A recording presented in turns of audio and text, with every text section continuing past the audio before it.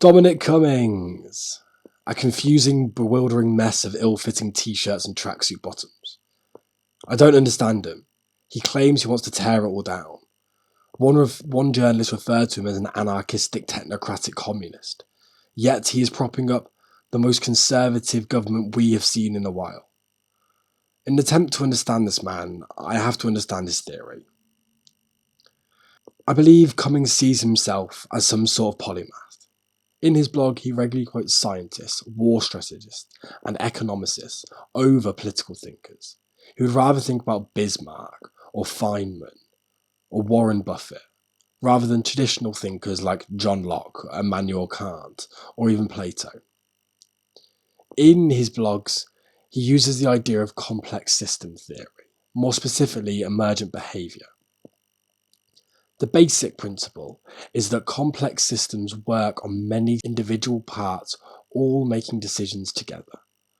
Each individual part does nothing alone, but together they thrive, like the internet, the human body, or an ant colony. None of these have a one sole monarch or ruler. If you look at ant colonies, you have lots of interacting ants, and from this you have emergent behaviours like farming, slavery, and war that you can never predict from a single ant. If you look at the immune system operates with lots of interacting cells. It is important to note that this does not mean the individual parts are particularly important. If you took a bucket and put all of the chemicals that make a human body, which is possible and would cost mere pounds, in it, and then stirred up, you would not achieve a human. Even if you have all the relevant material to make up the structure, it is the way that the individual parts react to each other that makes the complex system complex. The other important part to note about Cummings' theory on politicians is that he believes they need retraining. Cummings cites a Philip Tetlock study that examines policymakers and political experts' ability to forecast and predict events. Tetlock found that political experts were operating at near chance level in this ability. They were often outclassed by following generalised rules, e.g. predicting there would be no change, or always predicting X. This type of forecasting and predicting is usually done best by unbiased statistic-orientated types, or misfits and weirdos, as Cummings might say. So in his blog, Cummings argues for removal of flashy political figures and the increase of boring, detail-orientated thinkers in Parliament. This is also down to Tetlock, who found that the more media appearances you have, the less likely you are to be good at forecasting, and the adverse is also true. Implying that politicians that crave media attention or put up a bravoistic facade are worse at predicting the future, a skill that is very useful when learning to govern a country. Combining these two ideals, you have a theory that dictates a decentralised technocratic approach to governing a larger body of decentralised scientists and thinkers that are able to react quickly to incoming stimuli in order to predict the best course of action. So far, I don't hate this. Decentralisation is often more of a leftist idea, and a good one at that. Technocracies seem appealing until you think about it for more than a few seconds. With our current state of politics, a detail-orientated scientist could never go up in an election and actually win, even if the boring guy was better. So you need a total overhaul of our political system, or control who runs and votes. So yeah, not good. Another option is one that Cummings seems to really like.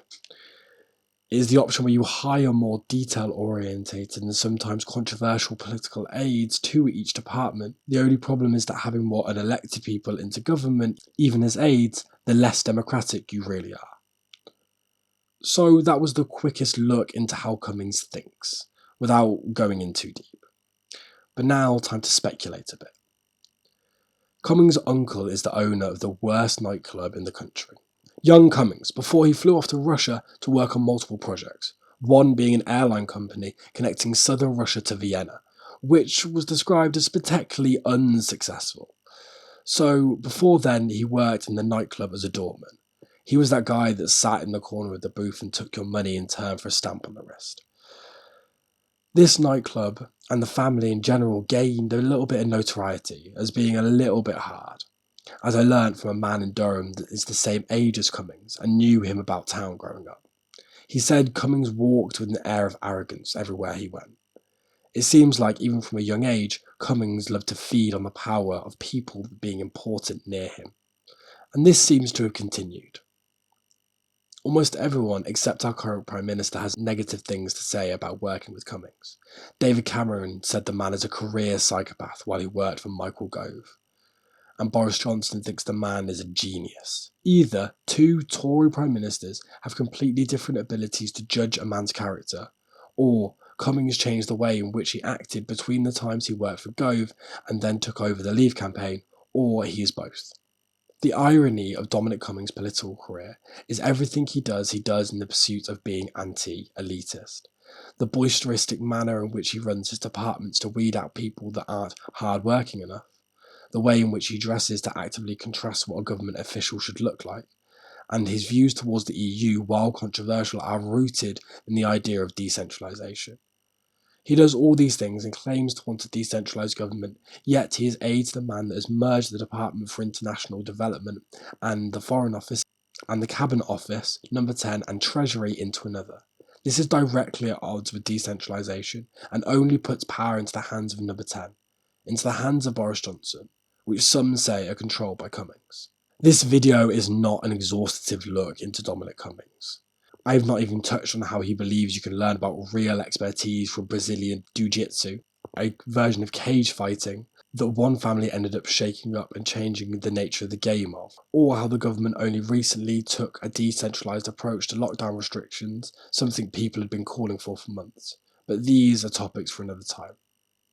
Reading his blog and having an unbiased opinion on the man's theory, I believe the same that I always did about politics, that it's confusing and messy. Cummings leaves himself with no overarching ideology, no way to apply his sporadic theory, just a mess of Bismarck, cage fighting and atomic bombs. If Cummings was a writer or a thinker, or spent most of his time on these thought experiments, then I think it wouldn't be that bad. Like an educational YouTuber or even a TEDx speaker from a software development company that studies the interactivity between plant life and maximizing clicks on an ad, then that would be fine, maybe even engaging. But he isn't. He is in government, and it seems like he does not want to connect his theory to his actions. Either the man does not have as much control as we think, or he is so power hungry that he's willing to give up all his theory and, for want of a better word, morals, for the facade that power brings. Ultimately, Cummings is no different to any other white Oxbridge educated man we see in government today. He is power hungry and narcissistic. He may look totally different, but substantially, he is just the same.